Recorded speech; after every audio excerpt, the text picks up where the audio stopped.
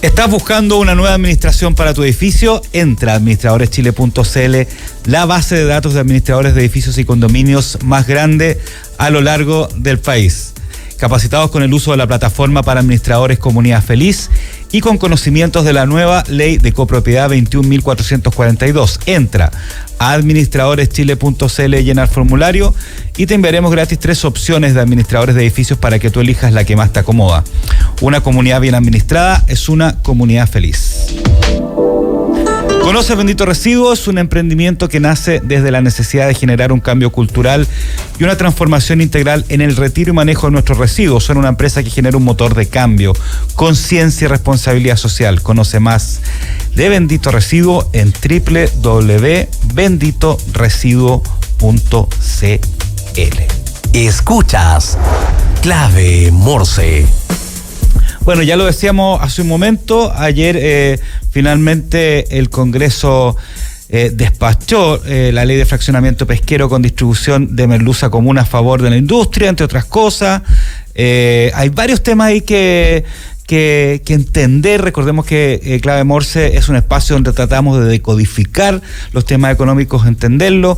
Hubo un debate bastante importante, ¿no es cierto? Y en el caso de la merluza, que fue uno de los temas más polémicos en el último tiempo, finalmente quedó de la siguiente forma: cuando sea igual o inferior a 35.020 toneladas, el fraccionamiento será de un 45% para el sector artesanal y un 55% para el industrial. Después de esa cifra vienen otras condiciones, pero lo importante acá, y seguramente lo va a explicar mucho mejor nuestro entrevistado, es que no solamente la merluza, ya está la sardina, el anchoveta en el norte, está el jurel, está la sardina común, la merluza de cola, etcétera, etcétera.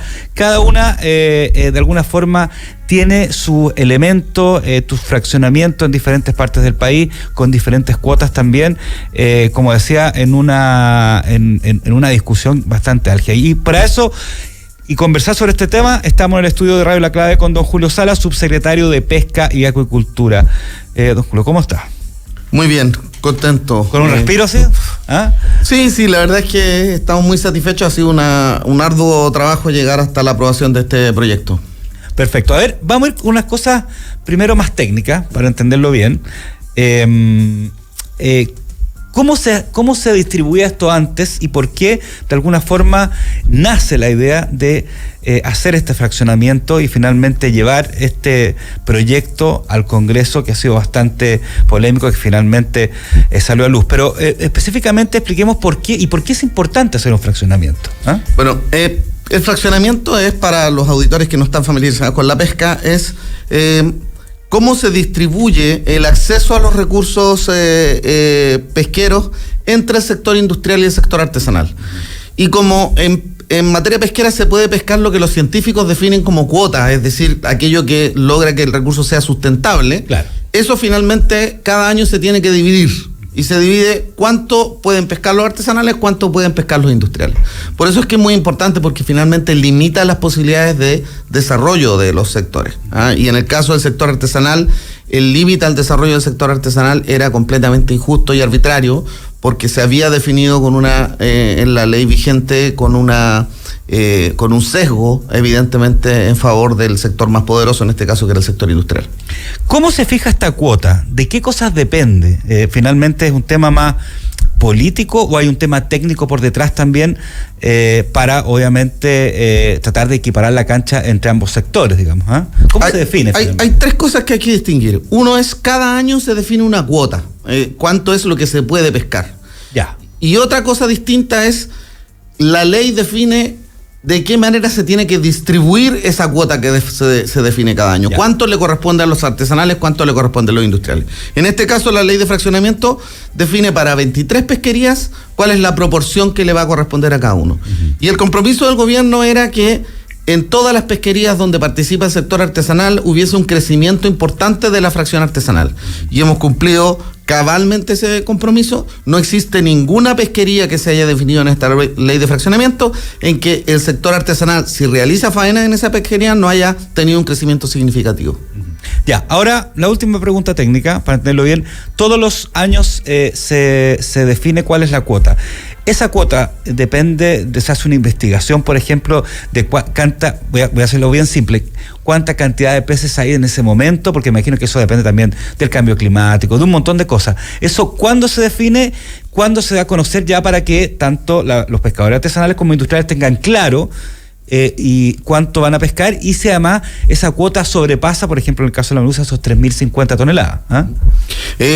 Esto es muy interesante que efectivamente lo conozcan los auditores. Chile es la 10ª potencia pesquera del mundo. Ya. Y por lo tanto tiene mecanismos regulatorios que son de estándar mundial.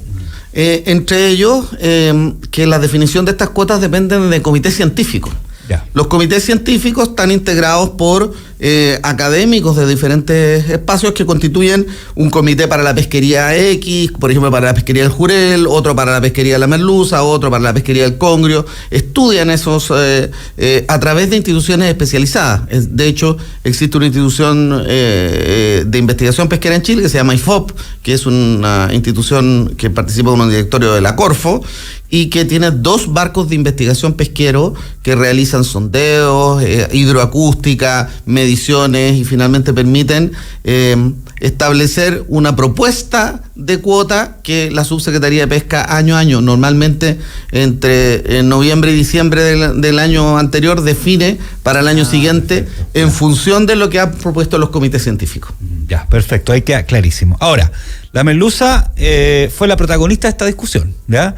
Básicamente, en el Congreso, y finalmente, ¿es la más importante de este cambio o hay otras especies que son tanto más importantes, digamos? Cada pesquería es la más importante para el que la pesca, ¿ah? Claro.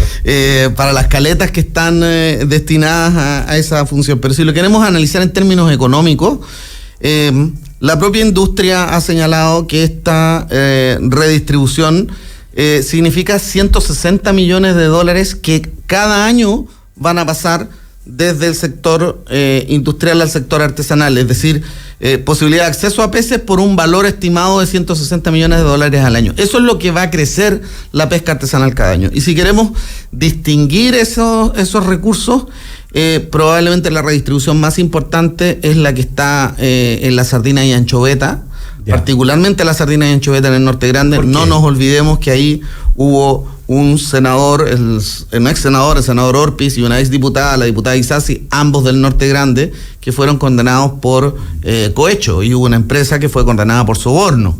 Entonces, la distribución en esa zona para ese recurso era una distribución completamente injusta y arbitraria, ¿ah? Estaba destinado a un recurso que vive en la zona en que pescan los pescadores artesanales, en la zona que está reservada para la pesca artesanal, estaba asignada a la industria, ¿ah? Y además se les permitía a la industria penetrar a la zona de los artesanales para ir a pescar ese recurso. Bueno, eso se modificó en la ley, y de estos 660 millones de dólares que se redistribuyen, probablemente entre 50 y 60 corresponden a esa redistribución. Ahora, ¿esta ley podría evitar justamente prácticas como las que se hicieron en ese momento? De hecho, prohíbe expresamente la perforación de la industria dentro de las 5 millas para esa pesquería, particularmente, que es donde se realizaba, se llama perforación porque los barcos de la industria perforaban el ARPA, el área de reserva para la pesca artesanal, y lo hacían con una norma legal que había sido aprobada, les digo, en el contexto efectivamente bueno, recordemos que la empresa fue condenada por soborno. O sea, eso es lo que estamos corrigiendo en esta ley. Estamos teniendo una distribución justa y correcta solo para tener una idea de magnitud. Los pescadores artesanales antes podían pescar el 15% del recurso de sardina y anchoveta, ahora van a partir con el 55% y pueden llegar al cabo de 4 años a pescar el 85% de ese recurso. Eso es súper importante, porque le quería preguntar al secretario si esto podría mejorar condiciones de la pesca artesanal, mejorar a nivel económico, mejorar a nivel técnico, y en algún momento estar en algún aspecto, no en todo, por supuesto, a la par a lo mejor con la pesca industrial. O sea, independientemente de la cuota en sí, ¿esto podría mejorar lo que es la actividad pesquera artesanal también? Nosotros tenemos la impresión que esto va a ser un impulso decisivo para la pesca artesanal. Lo que nos vamos a encontrar ahora, y lo van a ver a lo largo del tiempo en las caletas, como las caletas van a literalmente prosperar, porque se habían jibarizado en los últimos años. Quienes tenemos ya peinamos canas, conocemos las caletas de antaño, que eran caletas, pero al mismo tiempo eran mini terminales pesqueros, donde las personas iban y encontraban abundante variedad de recursos. Hoy día hay caletas en el país, son alrededor de 500, y muchas de esas están completamente desabastecidas porque no podían acceder a recursos. No porque el recurso no estuviese para hacer pescado, sino porque no tenían el permiso de acceso para poder acceder a él. Y eso se resuelve ahora. Ahora, volvamos a la merluza, y quería saber si ustedes finalmente, y como gobierno, digamos, quedaron conformes con este porcentaje. Digamos, ustedes esperaban otro porcentaje. Recordemos que y también quería preguntarle si cómo influyó los resultados de la votación estos datos supuestamente erróneos, ¿no es cierto?, que usted entregó, que después el ministro aclaró, digamos, en este programa también. ¿Cómo todo esto influyó finalmente a este porcentaje, si ustedes quedaron contentos con esa cifra? Bueno, en la merluza también se produce un crecimiento del sector artesanal, pero el crecimiento del sector artesanal va a ser desde un 40% que está en la ley actual a un 45% a todo evento. Y si el recurso artesanal se encuentra en buenas condiciones, va a poder crecer hasta un 50% del sector artesanal, que era el objetivo final que queríamos alcanzar, un 50% para la industria y un 50% para el sector artesanal en este recurso. Si usted me pregunta si uno quedó con un gusto amargo en esta materia, claro, nos habría gustado alcanzar el 50% como resultado final sin condiciones, pero lo cierto es que no contábamos con la mayoría legislativa para eso. Y algo muy significativo en este proyecto es que ustedes vieron en la discusión del día de ayer en la Cámara y en el Senado, se aprobó con 122 votos a favor, sí, en la Cámara. Solo votaron en contra los diputados del Partido Republicano, y se aprobó por 38 votos a favor y sin votos en contra en el Senado. Entonces, es muy importante, además de los deseos que uno tiene de generar la redistribución, asegurar esas mayorías. Y esas mayorías, para una distribución más grande en el caso de la merluza, no estaban, porque había una situación de amenaza al empleo en la región del Biobío, y por lo tanto había el impulso para generar una figura más equilibrada en esa. Justamente le iba a preguntar de qué forma usted cree también que influyó justamente toda la declaración de Pacific Blue, ¿no es cierto?, en este resultado, ¿no es cierto? ¿Hubiese sido diferente si es que no aparece este factor de Pacific Blue entre medio, si no aparece el factor de estos datos erróneos? Quizás justamente se hubiera alcanzado otro porcentaje. Sí, yo sería cuidadoso con el concepto de datos erróneos. Por supuesto, datos erróneos. Porque, claro, lo que se hizo fue que se presentaron datos que eran los datos que correspondían al momento de ingreso del proyecto, que era septiembre del año 2024. Entonces, efectivamente, nosotros hacemos la autocrítica porque estaban desactualizados. Sin embargo, y estaban desactualizados tanto para el sector artesanal como para el sector industrial. Claro, o sea, no era un sesgo. Claro, pero ese elemento, independientemente de eso, sí, ese elemento más las presiones de Pacific Blue, ¿cambiaron un poquito la balanza finalmente? Lo que pasa es que la comisión mixta en ese momento estaba discutiendo el proyecto y estableció la decisión de votar por separado de todo el resto de los acuerdos de la mixta esa pesquería. Y por lo tanto existía el riesgo muy claro de que aprobáramos todos los acuerdos de la mixta y se rechazara esa pesquería. Y por lo tanto, en vez de tener 23 pesquerías fraccionadas, termináramos con 22, y en vez de terminar con los pescadores artesanales creciendo de un 40 a un 45 y eventualmente un 50, quedarían con el 40% que tenían actualmente. Y el gobierno no estuvo disponible, evidentemente, a no cumplir con su compromiso principal, que era que todos los pescadores artesanales en cualquiera de las pesquerías tuvieran mejoras significativas en su cuota. Subsecretario, les cuento que estamos conversando con el subsecretario de Pesca y Acuicultura, Julio Salas, básicamente sobre esta ley de fraccionamiento pesquero que ya podríamos decir que salió a la luz, digamos. Y quería irme a otro tema y preguntarle cuál es la forma de fiscalizar esto finalmente, para ambos segmentos. ¿Cómo se realiza? Bueno, en Chile la estructura regulatoria le corresponde a la Subsecretaría de Pesca, es decir, quien define las normas regulatorias. Es lo que me toca encabezar a mí. pero existe un servicio especializado en fiscalización, justamente de las normas que nosotros definimos como normas regulatorias, y ese es el Cernapesca, el Servicio Nacional de Pesca, que tiene oficinas a lo largo del país, más de 1.000 funcionarios que realizan fiscalizaciones en terreno, en las caletas, además de fiscalizaciones por vía electrónica, y en esto también colabora muchísimo la Armada a través de Directemar, que es el organismo colaborador en esta materia. Ambos realizan fiscalizaciones de desembarco en los puertos, acompañan, y también con la Armada se realizan fiscalizaciones a las embarcaciones, a veces incluso en faenas de pesca. Ya, y esto, de alguna forma, esta ley de fraccionamiento y toda la discusión que hubo por detrás, ¿no es cierto?, la tensión, ¿significa un poco que va a haber que implementarse una mayor dotación de fiscalización? ¿Va a tener que aumentar esto un poco, estar más pendiente? De hecho, hay una petición muy, muy particular de que, como tenemos algunos recursos que están en situación de mayor riesgo, como es el caso de la merluza, exista una certificación del desembarco, es decir, una revisión específica de ese recurso. Lo primero que vamos a hacer es que se va a revisar, se va a certificar el desembarco de merluza de manera presencial para toda la industria. Ya. De tal manera que no existan desembarcos que sean certificados por vía remota, sino que solo por vía presencial. Son las dos formas que se pueden hacer. Claro, efectivamente. Entonces, en este caso, hay una voluntad del proyecto y de la autoridad de poder efectivamente efectuar esta fiscalización presencial para este recurso, y se ha establecido también un fortalecimiento de la institución para que esto pueda ser posible. Subsecretario, finalmente despejando este tema de ley de fraccionamiento, porque hemos hablado muchas veces en este espacio Clave Morse que muchas veces cuando se despejan los temas y hay más certeza, finalmente se mejoran las inversiones, se mejora la economía. Finalmente, esta ley de fraccionamiento pesquero, ¿cómo deja nuestro país en términos de competitividad en el mundo, en el negocio pesquero, tanto hacia afuera como a nivel interno, tanto a nivel industrial como a nivel artesanal? Como señalaba en algún momento, a veces no tenemos nosotros la constancia de cuán significativos somos en el mundo pesquero. Uh-huh. Cuando decimos que somos la 10ª potencia pesquera del mundo, nos acompaña el único país de características similares a las nuestras que nos acompaña en ese top 10 es Perú. ¿Ah?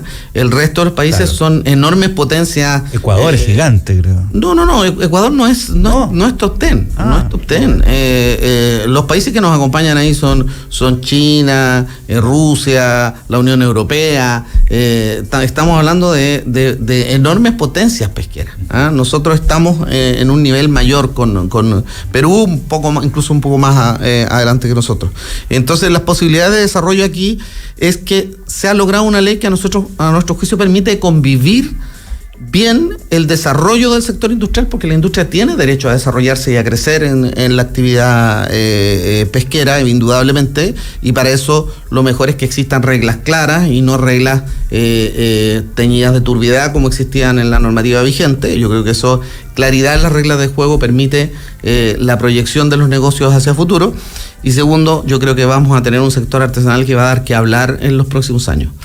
Subsecretario, lo último, y esto a partir de la absoluta ignorancia, ¿ya? Lo reconozco, y fue una pregunta, de hecho, que me mandó alguien por las redes sociales.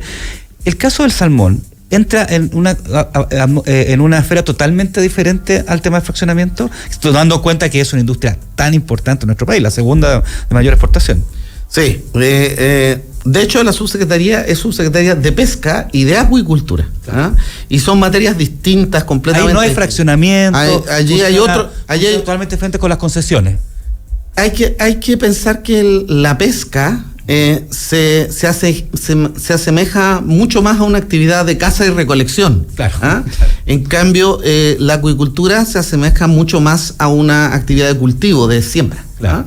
Entonces, las lógicas de regulación son distintas. En el caso de la recolección, como es el caso de la pesca, hay que definir que no se recolecte de más para que no se agote en los recursos. Claro. En el caso de la siembra, hay que ver que el lugar donde se está efectuando la explotación no se sobreexplote el lugar para que estemos sembrando hoy y teniendo pobreza para mañana porque no podemos sembrar el día después. Esas son las formas distintas en que se regula una actividad y otra, y en el caso de esto de la ley de fraccionamiento no rige las materias vinculadas a la acuicultura. Bueno, se nos fue el tiempo, pero lo vamos a invitar otro día para que hablemos de acuicultura solamente. Encantado. Del salmón, ¿le parece? Encantado. Bien. Julio Sala, subsecretario de Pesca y Acuicultura, hablando y explicándonos un poco y dando su opinión además sobre esta ley de fraccionamiento pesquero que fue aprobada ayer en el Congreso. Muchas gracias, don Julio, que esté muy bien. Que tenga buen fin de semana largo.